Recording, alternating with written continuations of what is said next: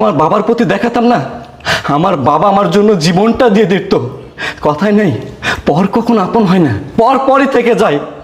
আপনার জায়গায় যদি আমার বাবা থাকতো, তাহলে যদি তার সয় সম্পত্তি সব কিছু বিক্রি করা লাগতো, তিনি করতেন, করে আমার লাশটা গ্রহণ করতেন।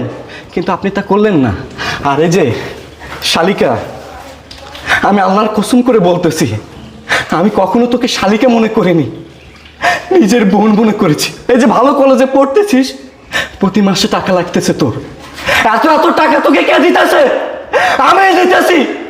ওই প্রবাস নামক জেলখানা থেকে আমাকে ফোন করে বলতি, দুলা ভাই আমি আমার বন্ধুদের সাথে ঘুরতে যাব, পিকনিক করব, ট্যুরে যাব, আমাকে টাকা পাঠাও।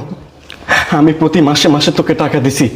তুই আমাকে বলতি, দুলা ভাই আমার দীপিকা পাড়ুকানের ড্রেস লাগবে, ক্যাটরিনা কাইফের ড্রেস লাগবে, কিরণ মালার ড্রেস লাগবে।